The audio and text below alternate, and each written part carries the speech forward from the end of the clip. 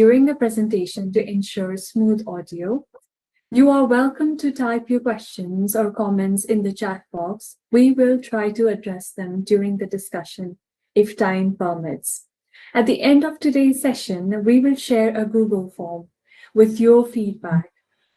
We would deeply appreciate if you could take a few moments to fill it out. Your feedback helps us improve further sessions.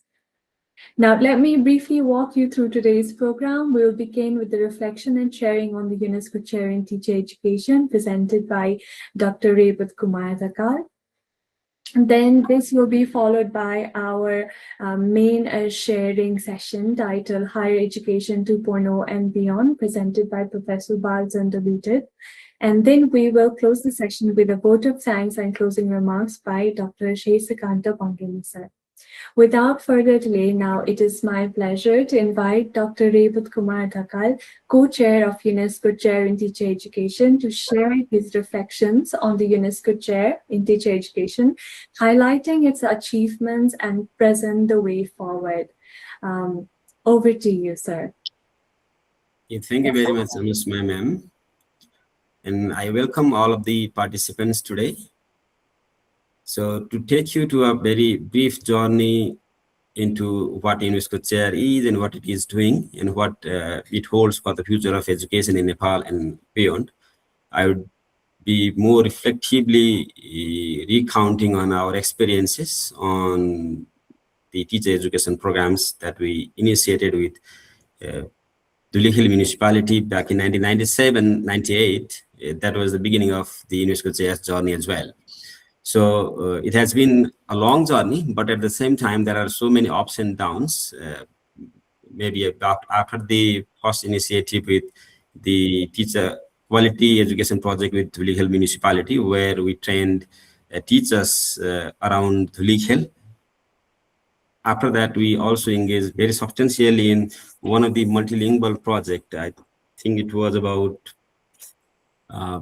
mathematics curriculum and resource material development, focusing on indigenous communities, Tamang and Gopali communities, and that is one of the core areas of UNESCO's UNESCO broadly and also of UNESCO Chair to focus on multilingualism.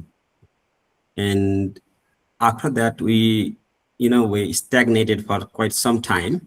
And we rejuvenated with newer enthusiasm back in 2021 with some of the initiatives focusing on community partnerships, community outreach through our different centers at the School of Education, like CPEC, that goes with training and community engagement, engaging our graduates, alumni, also in teacher training, school reform initiatives, and also offering micro-credentials, short courses, credited courses.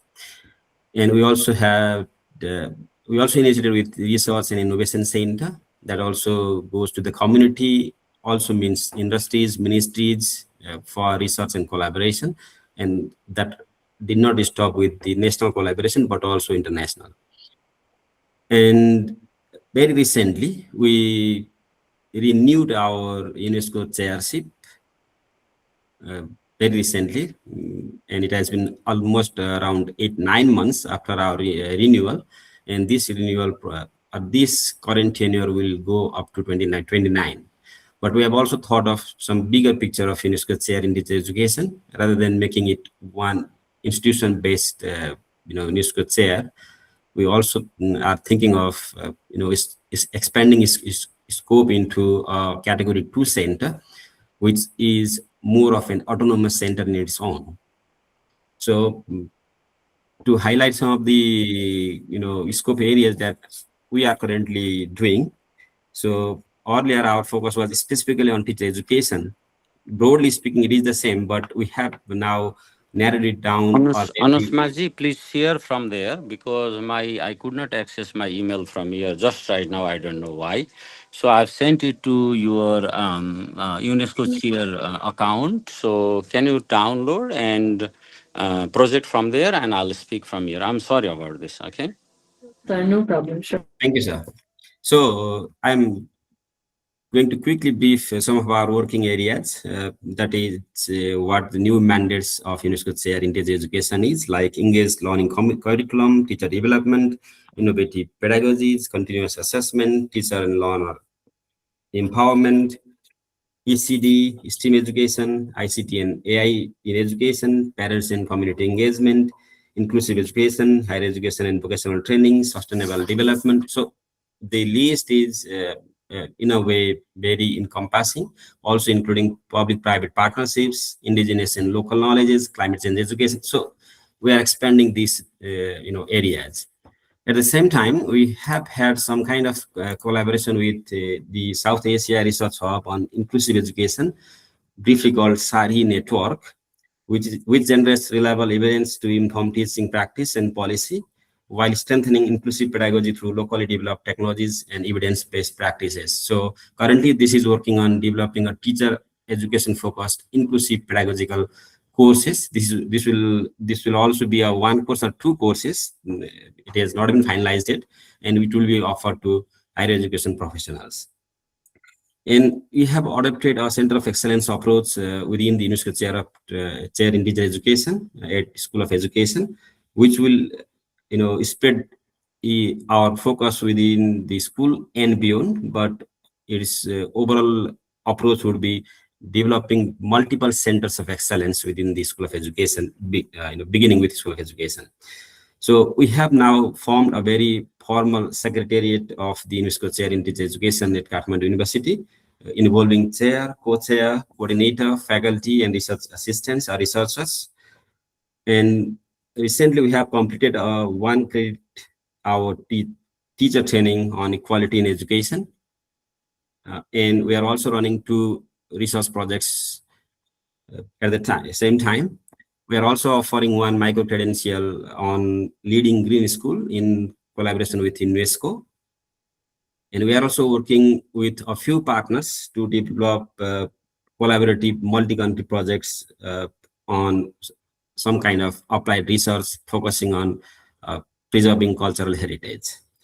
So we also warmly invite other potential partners whose mission and vision align with teacher education, and we are open to collaboration in terms of research, training, courses, as well as other applied community interventions.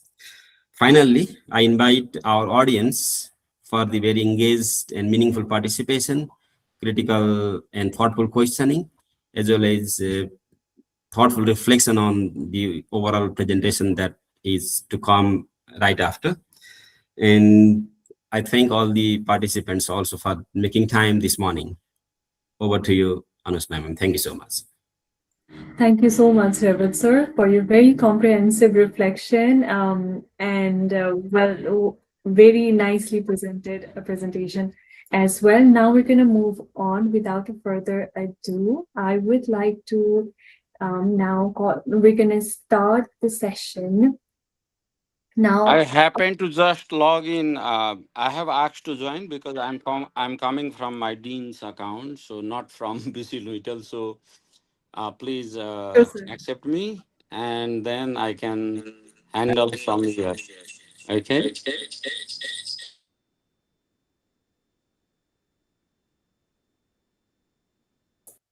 Sir, हजुरको डिन open गर्नु पर्यो. Yes. Sorry about this. Sometimes it happens. I don't know why this is happening because this morning, I've been working on my slides, notes since a week or two because I'm writing a paper on this one. And this morning, what happened that this slide disappeared. Suddenly computer was shut down by itself. And then I happened to open again, and I found that it has crash landed. Actually, the page,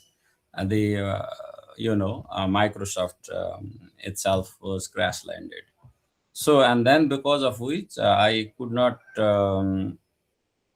open this one. It is still showing the same behavior. Actually, it has okay. So let me just save it again. it is asking me again, saving again and again, and showing some, I don't know, maybe some kind of viruses or something. But finally, it is coming up. Okay. So anyway, Sir, or Anusma. Okay. So let me share from my machine so that it would be comfortable for me. Okay. Let me open. Okay. It is working now. Hopefully, it will work. Maybe because of Microsoft okay, let me just share from here. Thank you, Anusmaji. Thank you, everyone, bearing with me. Okay, entire screen. Let me go from here. sir, I would also like to welcome you again, Dean of Kathmandu University School of Education and UNESCO Chair himself, Professor Dr. Balchandra Lutal, to lead today's session on the topic Higher Education 2.0 and beyond, to address the need of transformation from bottom up. Over to you, sir. The floor is yours. Okay, thank you. Let me just this is something. Okay, bring back picture and picture setting. I don't know, something happened. Okay, Anusmaji, I think you should share from there. I'm utterly handicapped today. I don't know why. My screen is showing, but okay. Finally, I think, is my slide visible? Not yet. Not yet. Screen is visible, but not the slide. Okay. It should be. Just give me a moment. Okay, let me just try from here again. Okay, stop sharing. Let me share. So, okay, yeah, finally the struggle is over. Thank you, everyone. Okay, hopefully the slide is visible because I'm on two machines for some reasons. If one crash lands, the other would be intact. Good morning today. Thank you very much for this hassle, for actually, being with us. And let me record this session because, recording privilege is not with me actually. Anusma, you have Already recorded. Okay, thank you. Because I'm out of my email address. So anyway, hopefully it will go. Okay, given these all hassles, the session will go. Actually, I'm working on a paper recently on higher education, transforming higher education. Actually, I've changed slightly the topic that was public. Higher education is in a flux in many ways. If you are in this business right now, you have seen COVID, you have seen AI, whatnot, and you have seen the fluctuation in terms of enrollment, disappearing many classical programs and so on and so forth. So this is we are in a context that it is not helping us to understand the way we understood higher education. So in this presentation today, I'm talking about historic and disruptive shifts, and also I'm talking about social relevance. I'm talking about multiple knowledge systems and engaging youths and marginalized communities. So in the purpose of this presentation is to actually raise consciousness within ourselves, within me and as a presenter and other colleagues as well. Now, those who are engaged in higher education. So I might skip some slides as well. I have many slides because as I said, I've been writing a paper, and the paper is already about 10,000 words and beyond, and I'm thinking of doing this one as a book chapter. So let me remind you of this higher education 1.0. I think many of you are aware of this web technology analogy. Okay, 1.0, it's a one-way knowledge flow. So you give information through your website. So in this case, higher education is all about physical campuses, the primary learning space, more lecture-dominated instruction, and students consuming information. And this is largely driven by exam-based assessment. So knowledge production reserved for researchers, not for the students. So the traditional dichotomy, research versus teaching, has been very prevalent in many of the universities, even in our case. So if you look at the history, this is more like stand-up performance of academic staff with handouts and textbooks where students become passive recipients. So if you look at, after 90s, we call it higher education 1.5, halfway through. This is called massification because of higher education being supported by learning management system, virtual learning environment, blended learning emerges during this time. But again, deja vu all over again, because despite these digital resources, the transmission paradigm remain dominant because LMS, VLES, they are simply used to transmit information. So this is largely the heyday of transmission paradigm of teaching. If you look at Web 2.0 technology, with the rise of several social media platforms since 2004 and beyond, it actually allowed researchers to communicate directly with people, like blogs, wikis, video sharing, social networking. They allow users to generate content, which is different from Web 1.0 technology. So here, then in this sense, we can also imagine students becoming prosumers, meaning that they produce and consume at the same time. And this is largely shift from narrowcasting to community creation, so that it is not just narrowcasting inside the classroom or through web technology that you record, you cast it. So I'm using analogy here. Okay, so it's more of social interaction and collective intelligence becoming more valuable. You can see Wikipedia, so one of the examples, and many other such sources. So if you look, then this is more helping students who are tech savvy. They are using digital shoreline, and that fundamentally challenges traditional higher education models. If you compare these two, so Wave 1 is read only, Wave 2 is read write, Wave 3 is semantic, more now AI. Now we are moving into 3.0 plus. So when we talk about education, then key feature would be transmission consumption to collaboration creation, and next would be personalization and adoption. But of course, there are cautionary notes on this one. So can we call this disruptive innovation? Is it disruptive innovation? Probably yes. So next would be, so then when we look at this transmission to collaboration paradigm, then a student become creator and not just consumer, more of flipped classroom, more open educational resources becoming commonplace, and crowd contributing content, not just university professors, not just select few people.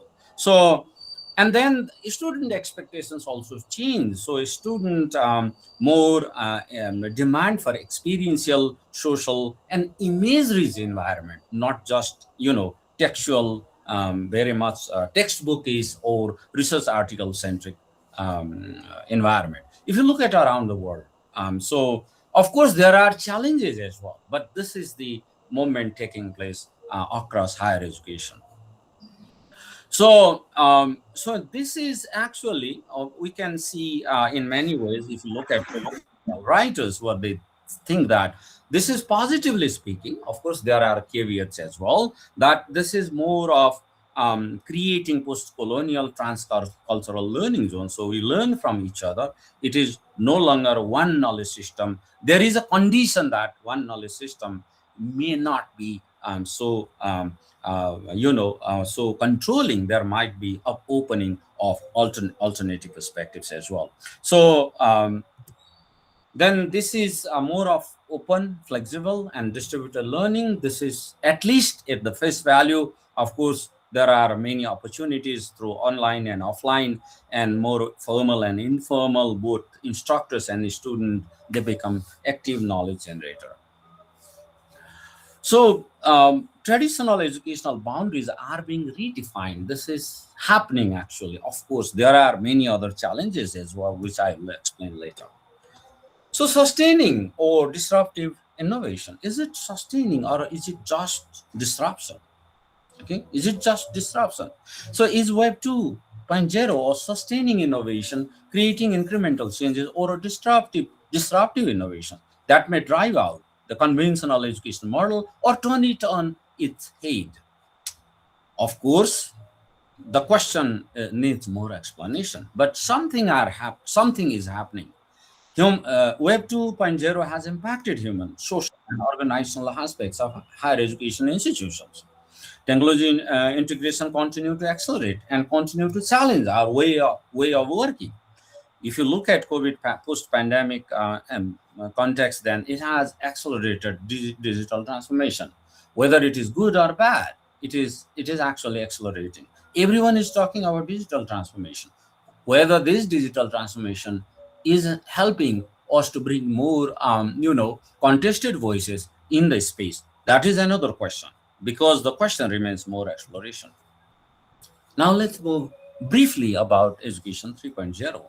I think that the AI frontier, especially from social to semantic, now when we look at Web 2.0, of course, its technical dimension is also there. But one of the key aspects of Web 2.0 or Education 2.0 is that it demands collaboration. It demands co-creation by its nature. Okay, 3.0, it is still developing. So, but we have already seen AI, big data analytics, machine learning at core of university operation in many of the universities. They track the students' engagement and shift from memory-based to more of this is the right time for me from a memory-based to more of outcomes-based education. Of course, there are challenges with AI. There are challenges with Education 3.0 because coding becoming the dominant feature of this time. So probably real-time is smart tutoring and analytics are real and they are very, very useful. Who is engaging where? Who is doing what in terms of, provided that they are in the platform. So from Web 1.2 to 1.0 to 3.0, this end signal parallel to transformation of higher education from transmission-based to collaborative to personalized learning. Of course, there are challenges. These authors suggest that the challenges are massive, which I'll try to touch upon today. So, but why higher education? Why education at the first place? Why higher education? The question is, what is the purpose of higher education? And what is the purpose in this century? In general, what is the purpose? So I think one of the key goals since the time of the inception of higher education or education in general is that they should, contribute to broader societal transitions. So education should be a catalyst for pluralistic futures, at least in the context of 21st century crisis. Role in addressing socio-ecological crisis as well, because this is happening around the world, climate change, war, terrorism, so on and so forth. So why not we think of inclusive and socially responsible futures? So then relevance is very important. Then we need to discuss social relevance. Without relevance, we cannot work. We cannot move beyond. So relevance is ubiquitous, and all university missions and supportive structures should embody it. Because without society, how can we run? How can I function? So social relevance is the key. Despite AI and despite ICT, despite 2.0. If we look at the historical reality, this is the title of my paper. So if you look at, I've drawn from literature from African higher education because they are also addressing the crisis of post-colonial context and knowledge systems being marginalized in their own land. So here they shift African indigenous knowledge system because several universities have opted now. Of course, there are debates as well. So this is historical reality because we continue to reproduce colonial knowledge frameworks, whether we accept or need, and not through higher education, particularly through universities, even through schools as well. So we need to deeply look into it. We need to contest it. We need to look for alternatives. But that colonial legacy has contributed to, in many ways, irrelevance of higher education, so that it became disengaged in many third world countries in Asia, Africa, Latin America, and continue to struggle to sustain themselves. Now, if we look at this theoretical model, Beckley and Konas, they talk about these five orientations. One is it has to be substantive. So the what of education, what is the purpose of education, how the education is being delivered, the why teleological, the why of education, procedural, how university govern those three, reaching to people, to reach out to people, and relational, that is the who of education. So how university society connect each other. So this is the case of Africa actually. So if you look at the model, then we move from not just charity. Because we exist because of the society. Human beings are part of social, system. So community engaged experiential learning is very important. CUSOD itself has demonstrated to some extent that, the very important part of learning is experiential learning and working with community. So that this model, what we call transformative model, we can CEEL, community engaged experiential learning model. So it is grounded in justice because knowledge is in the community. We need to acknowledge that there is knowledge. We are not just the transmitter, but we are also co-creator. So commitment to critical reflection as an institution, as people, and based on reciprocity, we learn from each other. Similarly,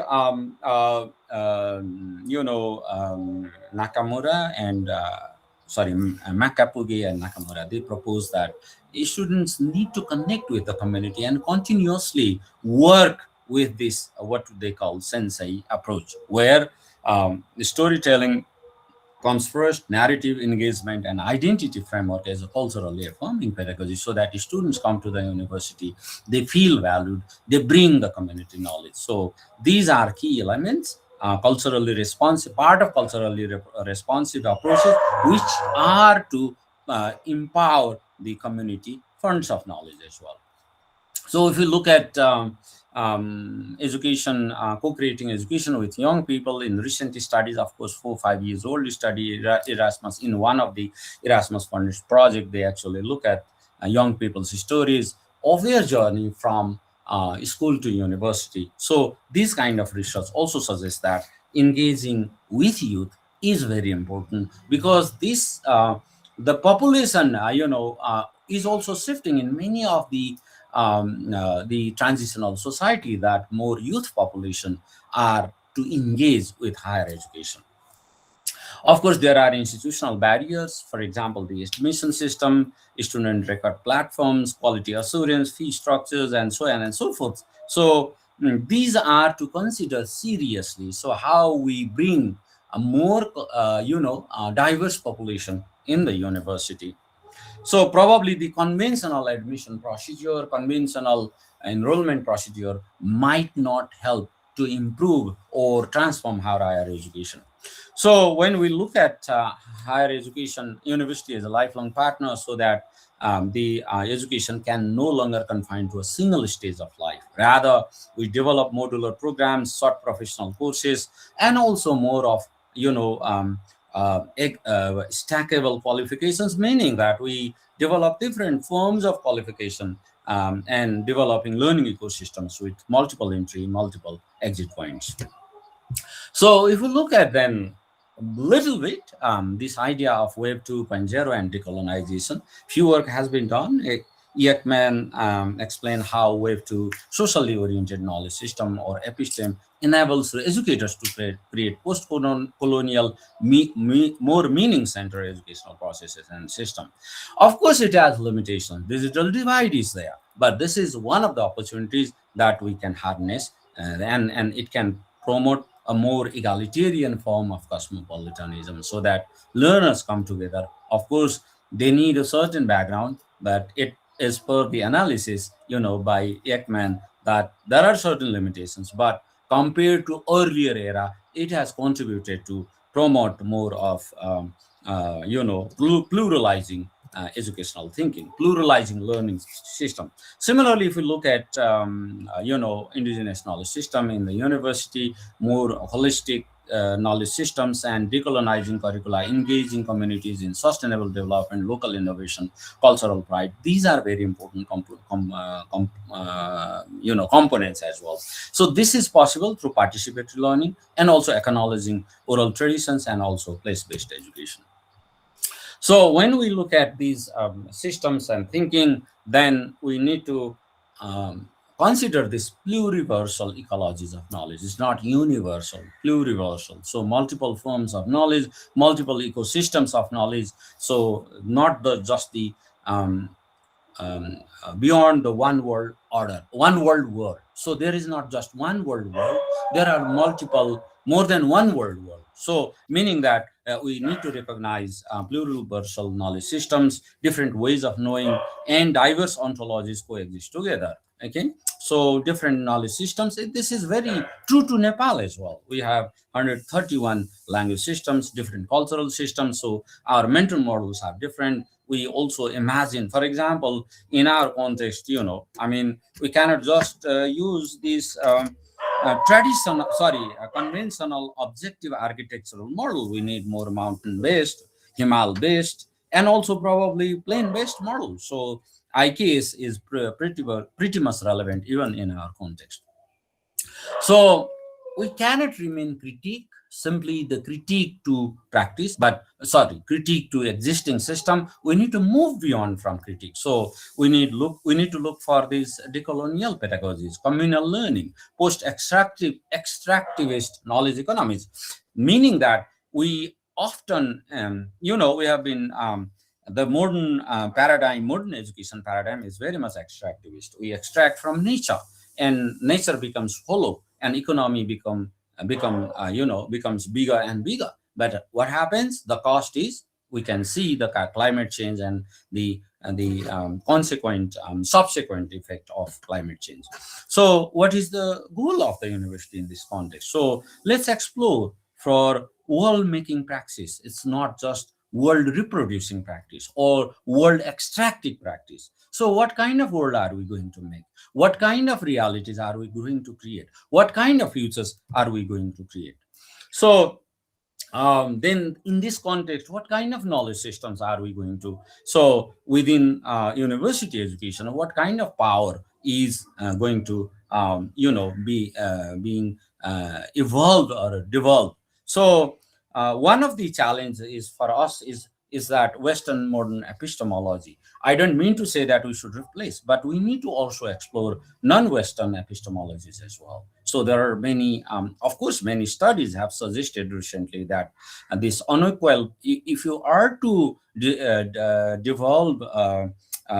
dissolve unequal power relation, we need to contribute in knowledge production frameworks through our own methods and systems. So this is happening around the world. Of course, the number, the participation needs to increase, but this is happening. If you look at journal articles in the last 10 years, if you look at handbooks and other publications, this is happening, but it needs to happen more. Many ways of knowing. This is not just one form of knowing. Indigenous knowledge systems suggest that we know in many different ways, and also diasporic epistemologies. Okay, Times Higher Education also reports that there are epistemologies of science coming into social science, and also vice versa. So this is also very important in the context of multi-inter-transdisciplinary learning as well. So the epistemic pluralism is not just your ornament. They are not peripheral. They are part of production process. So because what happened in 16th, 17th, 18th, even 19th, even 20th century, that university privileged certain form of knowledge while marginalizing others. So we need to actually start working in science, in engineering, even in medical sciences, and also in many areas of social science, and also in management. Many papers have been written recently as per University World News that decolonization effort is also happening in UK as well. In some universities, they have taken up this project. So then we are moving more of post-extractivist knowledge economies beyond market-driven academia. Of course, we need economy, but what kind of economy? Probably stakeholder capitalism is one example. thanks to World Economic Forum, that the then chairperson wrote that book, the Stakeholder Capitalism. You still see. So the critique is that education should not be merely taken as economic productivity, the narrow form of economic productivity. Probably it's more of prosperity. So prosperity orientations are very, very important. So we need to rethink progress, well-being, and human ecological relationships. It doesn't mean that we should kill economy. We should promote economy, but a different form, different versions. So what is then from theory to implementation? So for us, probably we need to recognize diverse knowledge systems, engage students as co-creator. So we need to develop what I use the term. I'm sorry, this is probably this may not sometime is a very jargonistic ontological.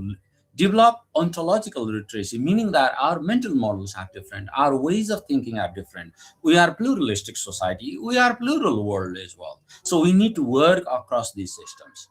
So I think institutions allow to work, more of epistemic pluralism and pluriversal approaches, not universal, but pluriversal approaches. Of course, they should have their merit, they should have their, standards as well, but they can be done in many different, there should be a realization that things could be done very differently. And community partnerships is very important. And also we need to support decolonial pedagogy.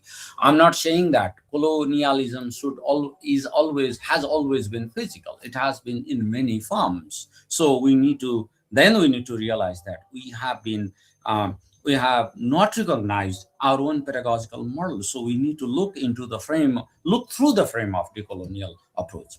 So then I'm coming to an end, of course. Cultivating educational ecologies capable of nurturing multiple, often conflicting ways of knowing and being, because there's not just one way of seeing the world. There can be conflictual way of thinking, complementary way of seeing the world.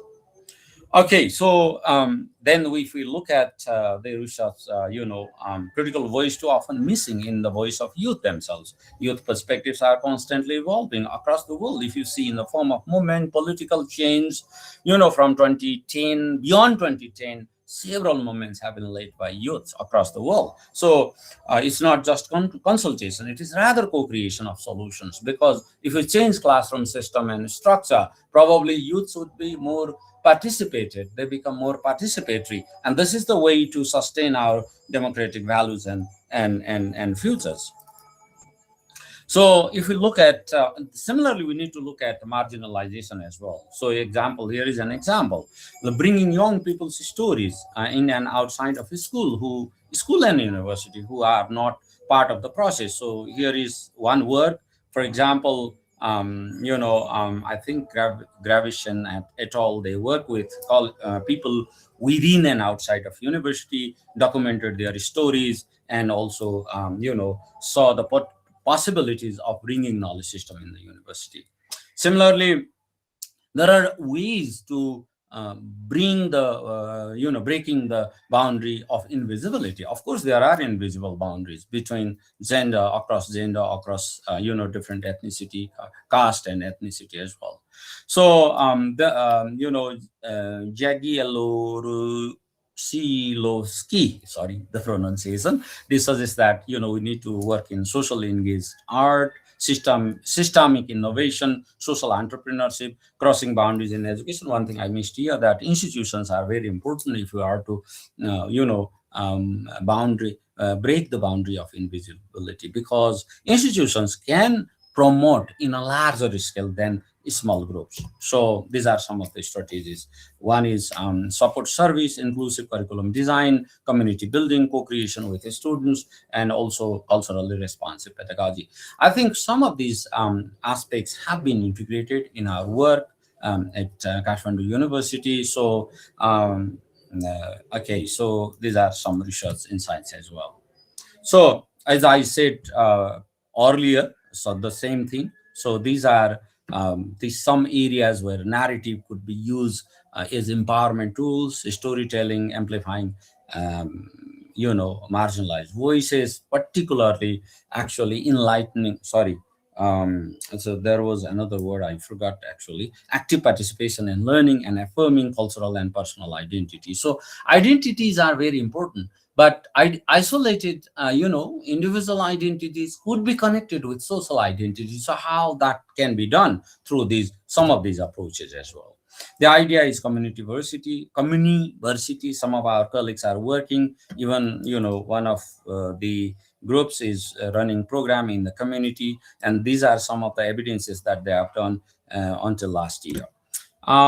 Structural barriers, of course, gender, caste, and university. What we need to do, girls and young people who are most often excluded, and supporting them to lead safely, confidently, and meaningfully. One example is MIED 2026 enrollment as well.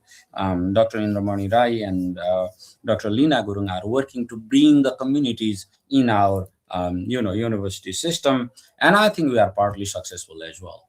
This is always a process. As I said earlier, technology comes sometimes is equalizer and sometimes it is a divider. So digital inclusion challenges are always there.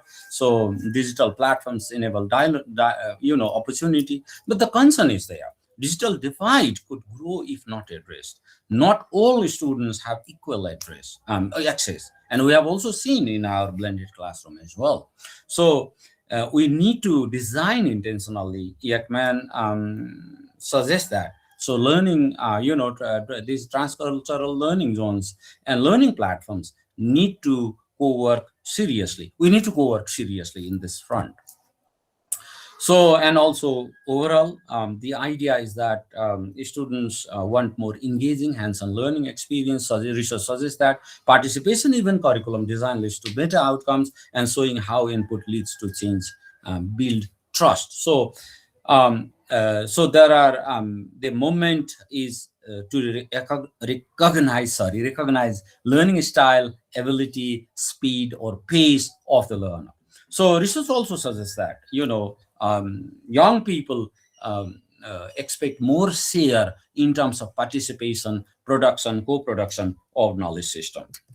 So then faculty and institutional change. So, teachers need to ready and confident for digital and pedagogical transformation. We cannot avoid digital space right now, but how to handle, how to use is very important. So we need digital pedagogy. We also need, AI literacy, and also ethics as well, and also blended learning implementation, and also culturally responsive teaching. They sound oxymoronic, because we are talking about data and culturally, we're talking about AI and culturally responsive teaching. I think this is a big challenge for us. And many of the studies across the world, educators suggest that, these two need to address carefully. We need to address carefully. So actually, our institutional change is very, very important, because they carry the scale of change. Individual can change in a small scale, whereas institutions can change larger scale. Probably this is the end of my presentation. So what we need to do, we need to recognize diverse knowledge systems without hierarchy. So these authors suggest that, epistemic inclusion. And I also believe that, based on my work, our colleagues' work, that this is very, very important. So it's not just transmission, it's co-creation. So students become producer, not just consumer. Students not just listener, okay? Not just follower. They contribute, they co-create. And this is happening, many of us would think until 10 years back that, no, students don't ask any questions, we just disseminate information. Now things have changed. So co-creating education with young people, this is very, very important. We need to find a way. Probably we need to shun down some of our assumptions, wrong assumptions and beliefs about young people. And culturally affirming pedagogy, centering student and community empowerment. I don't mean to say that culture is religion and so on and so forth. I mean to say that community itself has a culture, and community empowerment is very, very important. And also student support, addressing group-specific barriers as well, because these are real issues, and we need to actually look at across Nepal and probably beyond. Not just charity, but also solidarity, mutual benefit, justice-based community engagement, and also higher education, participation in higher education. So we need to shift the ontology of university to ontology to pluriversality. So meaning that we have more than one knowledge system. We have more than one way of doing things. So we need to prioritize institutionally so that universities prosper, or university prosper means humanity get connected with university. So in that sense, I'm talking about prosperity.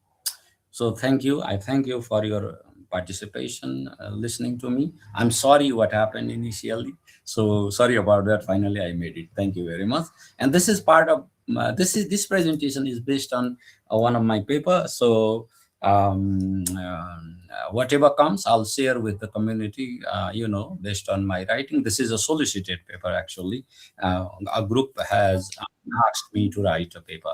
So. Please post your questions, anything. I'm not that knowledgeable, but I can try to respond whatever I know. And thank you very much. Okay. Thank you for your participation. Thank you so Questions, if there are any, please post. If I was understandable, if I communicate well, I don't know. It was all Ross. Sorry about that. Thank you so much, Professor Balchandra Luitel, sir, for your insightful and inspiring reflections on transcending the traditional boundaries of education, envisioning a paradigm where students evolve from passive learners into active creators, and where education becomes a true catalyst for a pluralistic future by highlighting the pluriversal approaches. Now, before we proceed, like Sir said, please post the questions on the chat box. At the meantime, I would like to drag your attention to the feedback form shared in the Google Meet chat box. Your responses will be immensely valuable in shaping and refining our upcoming sessions in this series. Now, moving on, I now have the honor of inviting Associate Dean Dr. Sesikanta Pangeni, sir, to share his valuable reflections and offer the vote of thanks and closing remarks for today's session. Over to you, sir. Well, thank you. Thank you, Anushka-ji, Dean, sir, and all participants. Good morning. And namaste to everyone. This is, I think, end of today's session. So I would like to extend my thanks to the contributors for this session. So most importantly, the background work and then communication, moderating the session, Anushka Kandel. So thank you very much for your contribution for the groundwork and today's moderation. And also the Dr. Rebat Kumar Dhakal, who is serving as a UNESCO co-chair, and also he reflected on the UNESCO chair in teacher education and the ongoing activities at the School of Education. So thank you, Dr. Dhakal, for sharing those all things and then informing this to all the audience today. And the major session was led by Professor Balchandra Luitel, sir. He is also the Dean and the Chair of UNESCO Teacher Education in Nepal at Kathmandu University. So the higher education 2.0 and beyond, very groundbreaking information and knowledge sharing today. Thank you, Bal, sir, for this very good knowledge sharing and then enlightening us in this regard. And also all the participants from different part of country joining this, encouraging us, and then also committing to be part of the network of UNESCO chair at Kathmandu University. So thank you everyone for joining today's this session. And also I would like to finally remember one moment that once upon a time in 2012 to 2014, I guess, I was also the part of UNESCO chair that time as a lead trainer for ICT in education. Actually, we served as a resource distribution training center. And there was a 6 CD package, for teacher training. And those 6 CD packages were delivered by UNESCO Bangkok, and we distributed to 300 schools. So that was a kind of past story. But now our very energetic, I mean very dynamic leader now has brought it into very realistic sense, almost leading the UNESCO chair through the network of Asia Pacific region, I guess. So hope we will all enjoy being part of this UNESCO chair at Kathmandu University School of Education. All of you are always welcome to be part of this, share the knowledge, expertise, whatever level or whatever extent you would like to serve being a part of this network. Thank you once again. And also, I would like to request all of you to be attentive and join upcoming sessions that will be announced by the UNESCO chair at our school. Thank you. Anushkaji, I think this There is are the end of. questions. Thank you. Oh, okay. 2 questions If I there just want to respond. Idea to include who are out of access to university. I think there are many ways, Sanjay sir. One is micro credentials, short course. Through there, we can, provide opportunities. Also, there can be support mechanism that we can develop that, like those who are not completing school education. Kathmandu University, actually, once upon a time, we started that initiative. And we work with municipalities and communities as well to address those gaps. That is one way. The other is, Praveen Darai, you have asked why culturally affirming pedagogy, why not culturally? I think the words, of course, culturally sustaining word is a bit tricky. So affirming, I think it's more inclusive. Sustaining what sustains and what's not. And we don't want to, go into that debate whether one sustains, the other is not. So I think all cultures should sustain, but affirming is very, very helpful and empowering. If there are any other questions, thank you very much for these questions. Arjun Jong Ramaji sir has written one question. Can you read it out? I could not Yes, sir. see. Yes, sir. Please. If all knowledge systems are considered equally valuable in a pluriversal approach, how can educators or policymakers resolve situations where different knowledge systems offer conflicting explanations or solutions to the same problem? This is what he has written. And one more question, sir. Over to you, sir. Okay, I think, this is what we think oftentimes, that there should be one single answer of everything, and there are many, many different models and ways that one problem can be solved differently. Of course, we can use one at a time, but without negating the other, okay? So it doesn't mean that we should exclude the other and focus on one, okay? So what I'm using these two words, one, the other. So I think we need to bring complementarity in thinking in our wisdom to solve any kind of social or any other problems. So that's what I would like to say. Rather than having one single framework, let's think of other frameworks as well, not just one framework. There can be multiple frameworks. Become aware, not just ignorant. Having one single framework, meaning that we become ignorant. We might use one, but we may be aware of many. So that's the difference. There is a difference between being literate of one framework, or desiring to have one framework, or desiring to have one framework but realizing that there are other frameworks. These two approaches are different. That's what I mean to say. Yes. So any other questions? No questions, I suppose, for today. I'll share slides. I won't share. There is I'll one share question, the- sir. Yes, please. Yes, Ishwar Kumar Gimiri, sir, has posted.